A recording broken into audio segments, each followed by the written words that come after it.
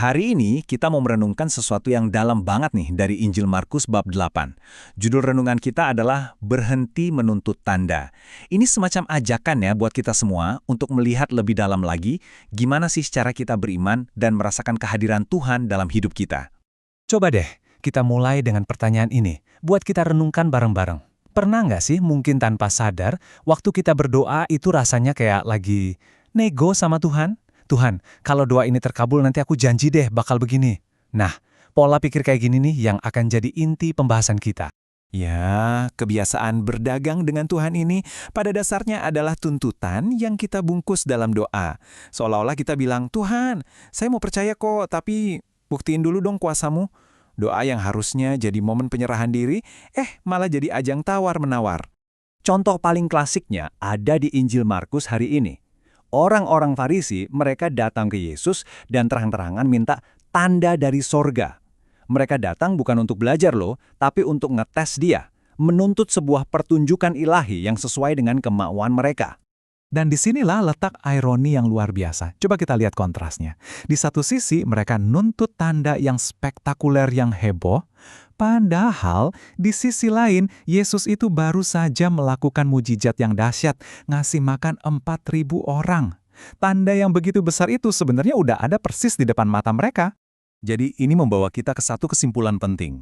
Masalahnya itu bukan Tuhan kurang kasih bukti. Tuhan itu selalu memberikan lebih dari cukup. Masalahnya justru ada di hati kita.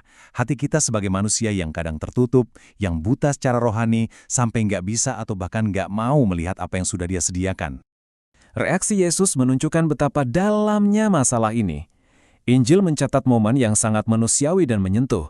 Dia mengeluh dalam hatinya. Ini bukan sekedar rasa jengkel biasa ya, tapi sebuah kesedihan yang mendalam waktu melihat betapa kerasnya hati dan ketidakpercayaan dari umatnya sendiri.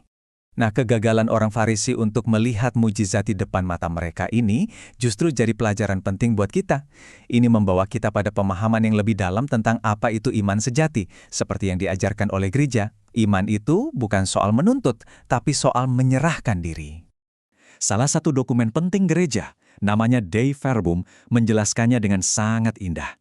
Iman sejati itu adalah penyerahan diri secara total.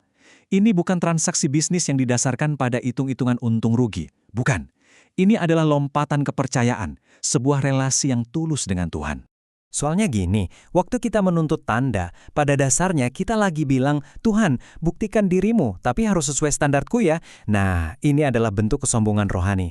Dan lucunya, kesombongan inilah yang justru jadi tirai yang menghalangi kita melihat ribuan karya Tuhan lainnya yang lebih halus dan lembut di sekitar kita setiap hari. Lantas, kalau gitu di mana kita bisa menemukan tanda yang kita cari? Jawabannya adalah, tanda terbesar itu sesungguhnya sudah hadir di tengah-tengah kita, terutama dalam Ekaristi Kudus. Perbedaannya jelas sekali. Kesombongan rohani itu selalu maunya pertunjukan yang dramatis, yang heboh, kayak api turun dari langit. Sebaliknya, kerendahan hati itu yang memungkinkan kita untuk berlutut dalam hening dan mengenali kehadiran Yesus yang nyata dalam sepotong roti Ekaristi yang begitu sederhana. Inilah kebenarannya, saudara-saudari. Kita nggak perlu lagi mencari-cari. Tanda dari sorga yang paling agung, paling nyata, dan paling personal, ya Yesus sendiri yang memberikan dirinya dalam Ekaristi. Dia sudah ada di sini bersama kita. Oke, setelah kita paham semua ini, pertanyaannya sekarang, gimana cara kita menerapkannya dalam hidup sehari-hari? Yuk, kita lihat beberapa langkah praktis yang bisa kita ambil bersama. Ada 4 langkah nih yang bisa kita coba. Pertama, yuk kita berhenti mendikte bagaimana Tuhan seharusnya menolong kita. Buka hati kita untuk caranya yang seringkali tak terduga. Kedua, yuk kita berdoa, bukan untuk mujizat tapi untuk rahmat kepekaan hati, supaya kita bisa melihat karyanya di mana-mana. Ketiga, latih diri kita menemukan Tuhan dalam hal-hal kecil dan sederhana, sapaan tulus dari teman atau kekuatan untuk melewati hari yang berat.